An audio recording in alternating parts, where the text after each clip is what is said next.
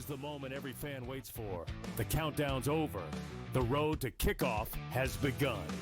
Play is here to stay. I'm not going to name names, Kevin. From win totals to player props, from division races to MVP debates, we've got eyes on every camp and data feeding 24/7, breaking down every angle across the league. Every pick, every edge, every line that matters. SportsGrid. Your road to kickoff starts now. He is not Derrick Henry. He is not one of those special backs in that sense. A really good one that's been outstanding in fantasy for quite some time. But you can also hear the buzz recently about it being more of a split backfield. And if that's so, then Aaron Jones' value takes a hit, Jordan Mason's value goes up, and there's an opportunity at some point if Aaron Jones misses time where you can see Jordan Mason take that backfield over. Fantasy sports today, only on SportsGrid. It's a safe shot, pin high left with a 6-iron. And then this is where JJ enters the fray again and hits this like slice 5-iron. That was just, I mean, it curved probably a good, 30, 40 feet, almost flies in the hole. And it was just a crazy shot because nobody would ever really try to hit that type of slider. The Smiley Show, only on SportsGrid. An HRR, parlay, a combo that you want to do. I generally prefer away teams and players that hit at the top of the lineup or in the top half, just because you are guaranteed just that extra plate appearance here or there. How many times, throughout the season, I've been like, listen, if this guy gets on, he will have one more at bat in the 9th inning. And if he doesn't get there, he doesn't get there. If you just take them that place higher, you're going to be in a spot to cash that bag. Pro baseball today, only on SportsGrid.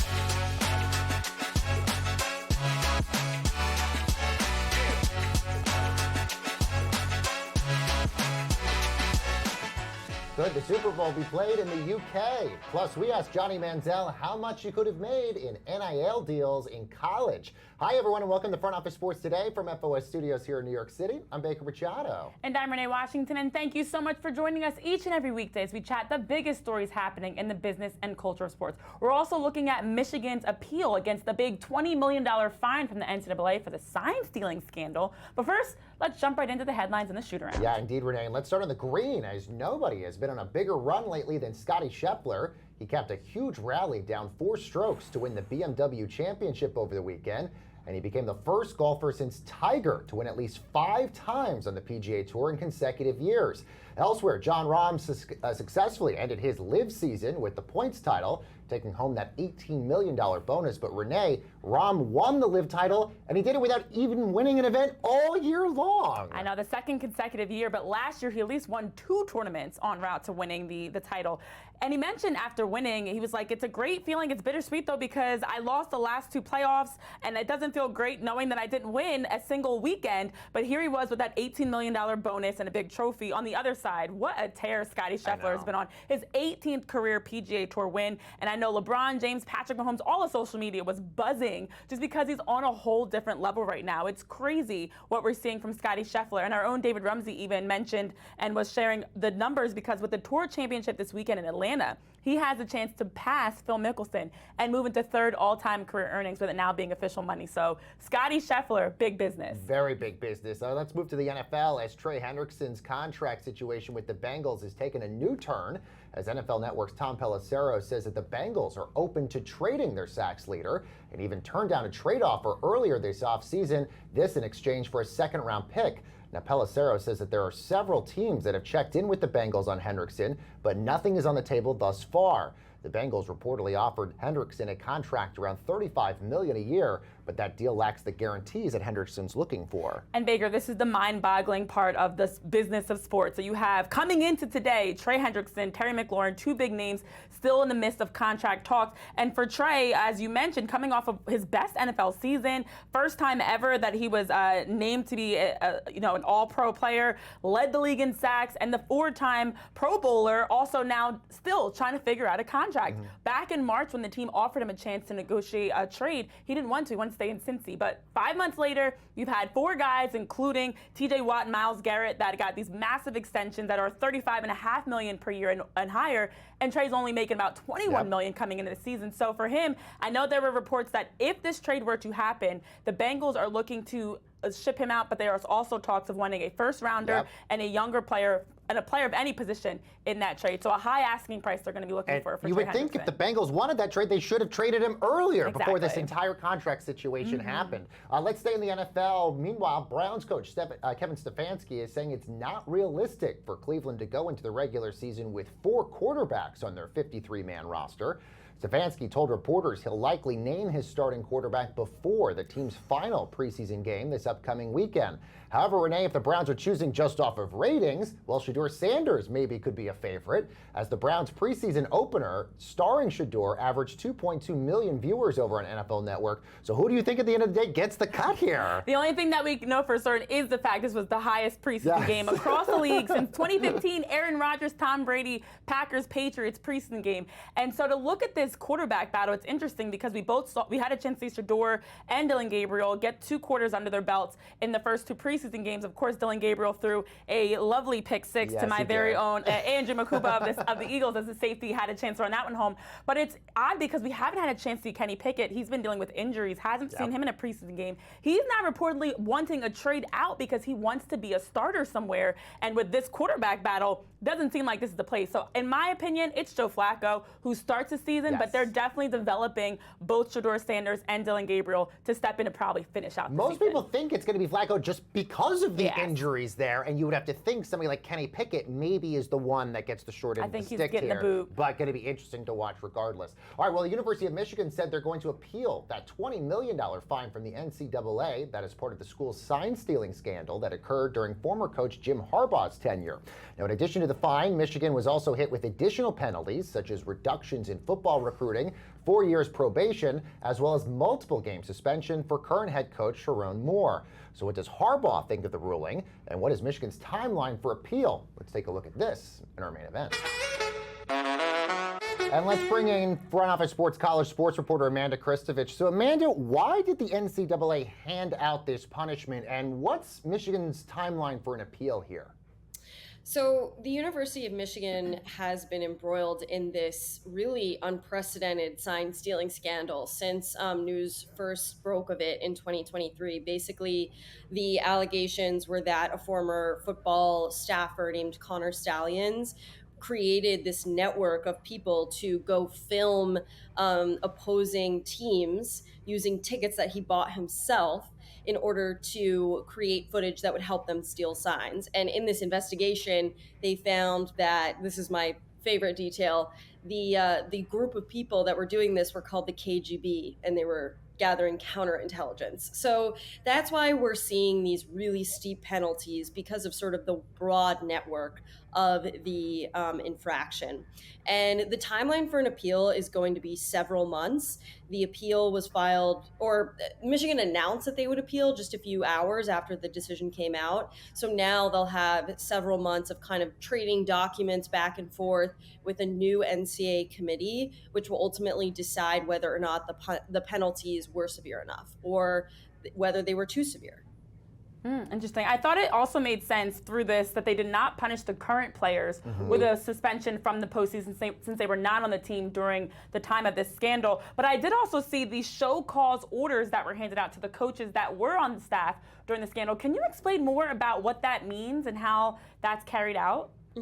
So a show cause order is an interesting concept where if you are a school who wants to hire one of these employees who was hit with a show cause order in the future, you have to quote, like, show cause as to why you as the school wouldn't adopt these same penalties, right? Like why you wouldn't then be subject to these penalties that the former school and the former institution got because you're sort of saying, hey, we're going to hire this person who might do the same thing here, right?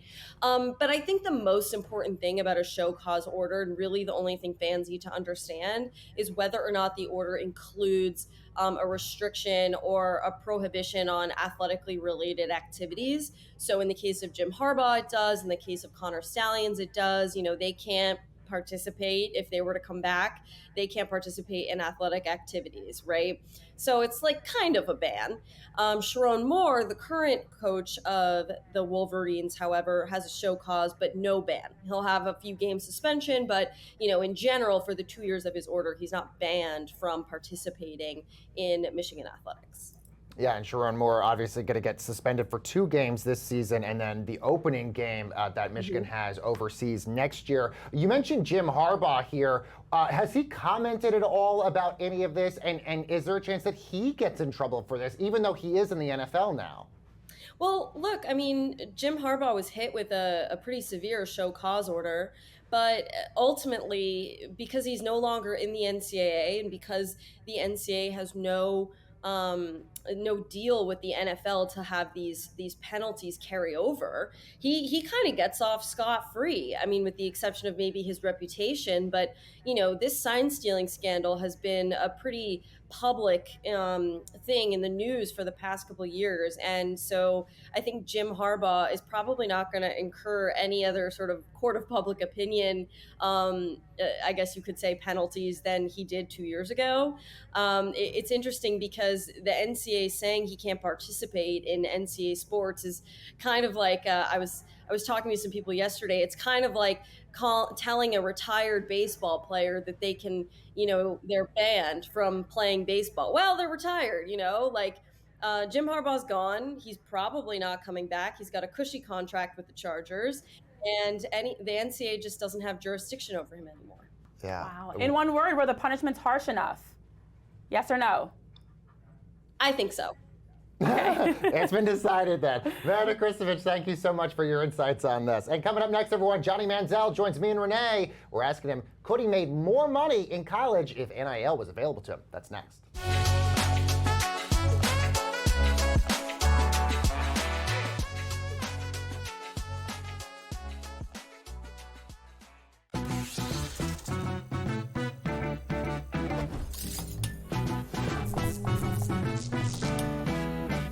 Vegas knows how to celebrate. If you're headed to Vegas for your birthday, plan ahead to get all the birthday freebies the city has to offer.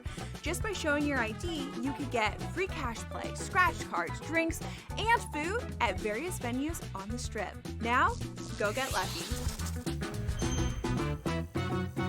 See you in Las Vegas. Let's get lucky. He said that was his decision, not a smart baseball play. Like, shut up, Dave. Like, you know what I mean? Like, really. If Ohtani wants to steal third base on his own, let him steal third base on his own, bro. Like, he's Shohei Ohtani. He made the call. He was wrong. He was out. Okay. I wouldn't have called him out for it. In-game live, only on SportsGrid.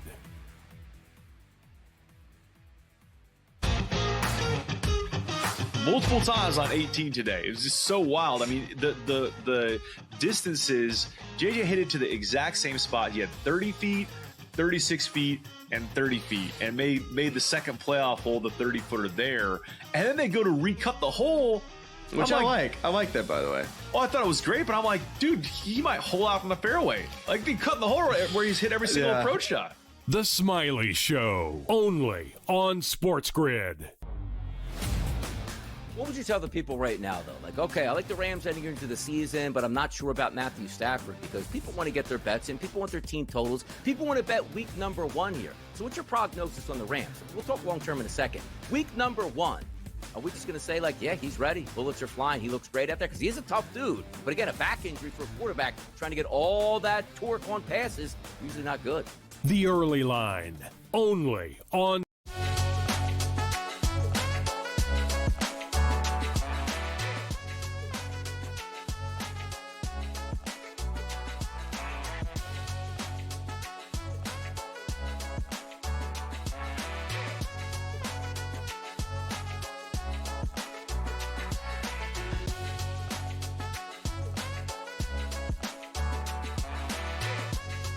Welcome back, everyone, to Front Office Sports Today with Renee Washington and Baker Machado. Well, Renee, we know a decade ago, nobody was a bigger face of college football than Johnny Manziel. Yet a lot has changed since Johnny Football won the Heisman as the first freshman to ever win that award, namely NIL deals for college athletes. So what does Johnny Football think of the NIL deals? Well, let's ask him. Let's bring in Johnny Manziel, who's joining us right now. By the way, Johnny also launched a podcast called Glory Days. Johnny, thanks so much for joining us. Yeah, thanks for having me, guys. All right, so before we talk football and a bunch of other things, I do want to talk about your partnership you got going on with Sling TV. Yeah, listen, this is unbelievable for people that are fans of college football. Day pass, weekend pass, week pass, whatever you want. Starts at $4.99.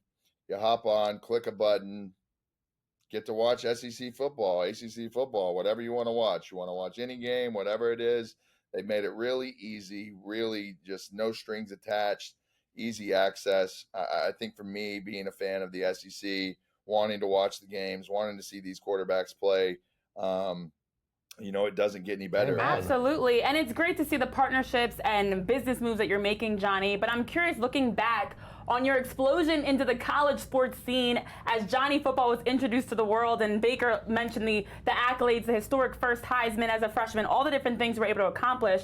I'm curious of the help you received during that time in comparison to maybe now. NIL has definitely changed a lot, but what was that like when you look at the support you got as a freshman moving along in your career compared to what college athletes get now? Yeah, look, I think I got thrown into a situation that very few people in the college football world had ever had to deal with before. I think, us coming into the SEC, having the success we did, doing what we did in that season, me on the personal side of what I did at the quarterback position, nobody could have been prepared for what was next, what was going to happen.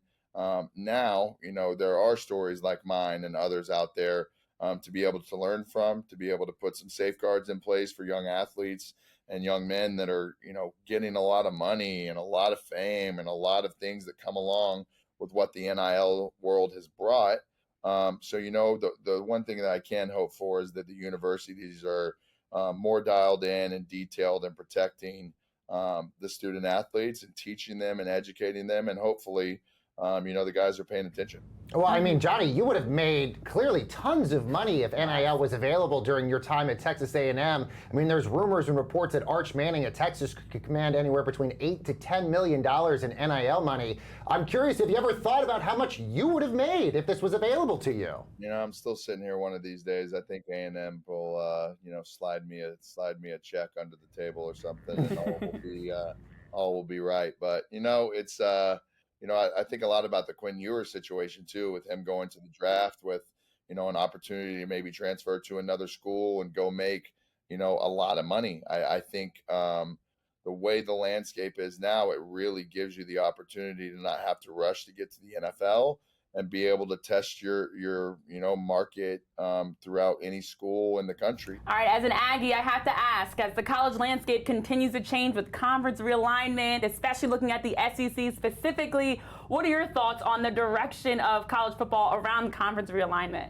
Yeah, I think we're going to get to a point where you're going to have some mega conferences. You're going to get, more teams kind of brought together in certain parts of the country, and have a lot more teams in certain conferences. I think that's the direction that we're probably heading. It's weird, being from the time of me growing up and watching football my first couple of years in school. I loved the Big 12, the SEC, the Pac-12, the way that it was set up originally.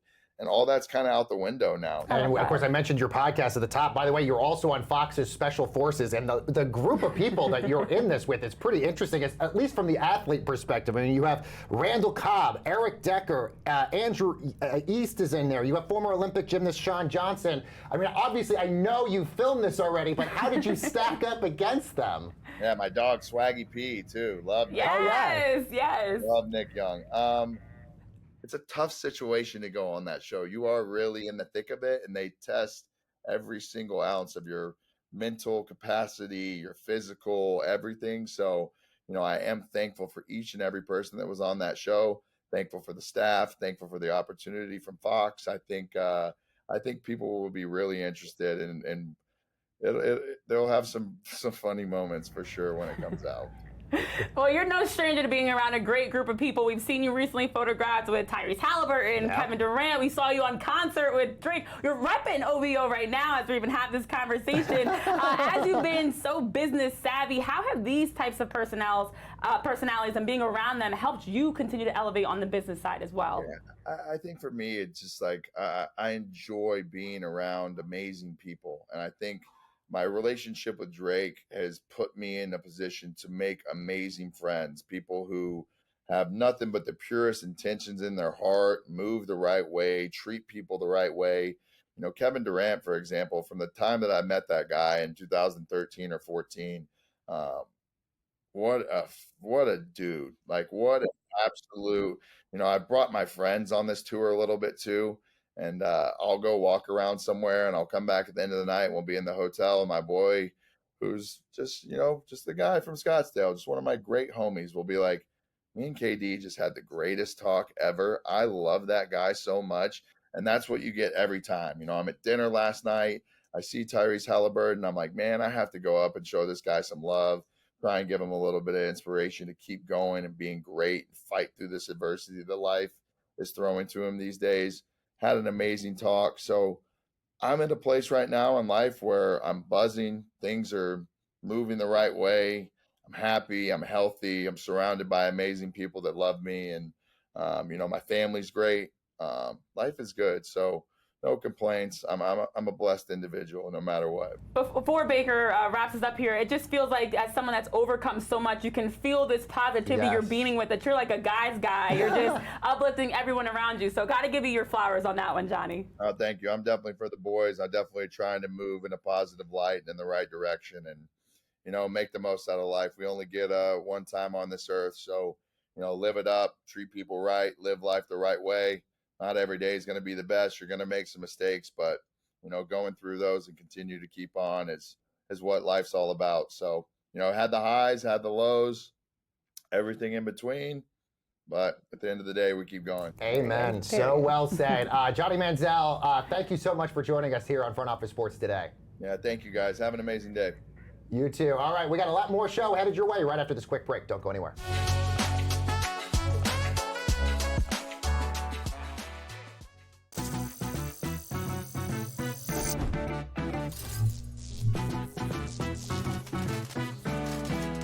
Want to play roulette? Here's a tip.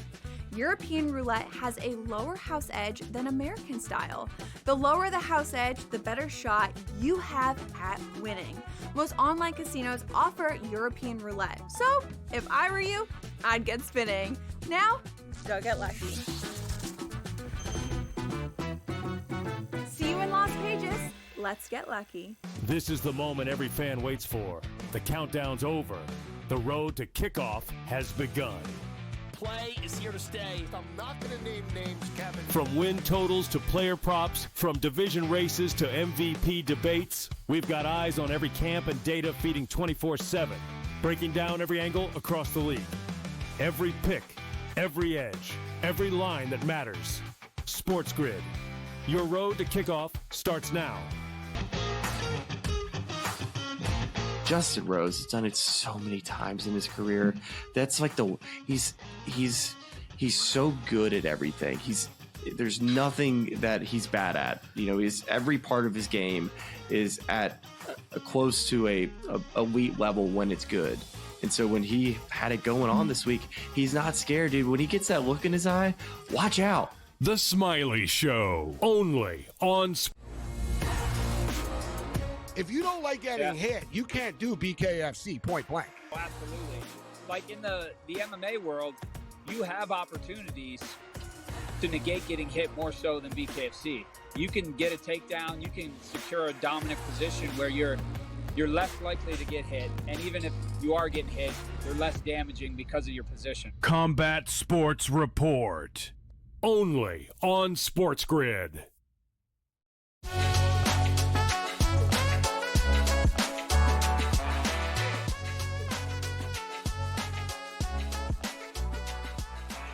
And welcome back, everyone, to Front Office Sports Today. Well, Renee, there's been a lot of expansion talk across all sports over the last little while, to adding more teams to the college football playoff, to Rob Manfred even suggesting there could be realignment in the divisions, to even the Super Bowl being played outside the U.S. So the big question, Renee, how much of this is real and how much of this should we not even pay attention to? Well, we're going to do a new segment on the show today called Could This Happen? And with that, let's bring in FOS reporter Eric Fisher, who's going to play the game with us today. Eric, let's start with this first one involving the college football playoff format. Instead of expanding to the 12 to 16 teams that has been discussed, the Big Ten commissioner floated the idea that maybe they could go to 28 teams in the college football playoff. Could this happen? I'm going to be a no on this one. I think what's happening here is maybe a little positioning to sort of move the Overton window and sort of the sense of what's acceptable in the whole CFP discussion conversation.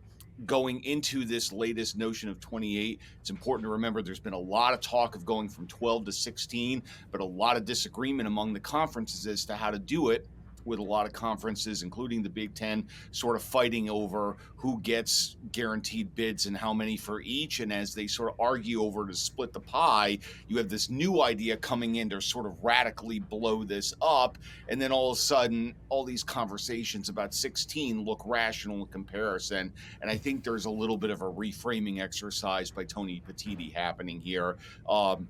If 28 is going to happen, I think it's many, many years in the future. I know he wants to sell more media, bigger media package and all of that, but we're having enough trouble with 16 as it is. That's where we're going to be. Well, Eric, over in Major League Baseball, expansion talks have resurfaced. In the Sunday night baseball game, while in the booth, Commissioner Rob Manfred mentioned that the league could realign their divisions geographically if they expand. So that brought up two questions. Salt Lake City and Nashville have been two cities brought up, but also realignment as well. Could it happen that Major League Baseball expands and then realigns geographically? Yes and yes. Real expansion is coming. Realignment is also coming. These are two notions fundamentally intertwined with each other that have been discussed for a long time. And really what's been holding up the works for a long while have been the A's and the Rays as year after year go by. While they're trying to work out their facility situations. Both are looking a little more promising now, particularly the A's, which have broken ground in Las Vegas. The Rays look like they're about to get a new owner, and that in turn raises the hopes of finally getting a stadium deal done and solidified there. So it's fundamentally coming. And this is something that Rob Manfred's had in mind for quite some time.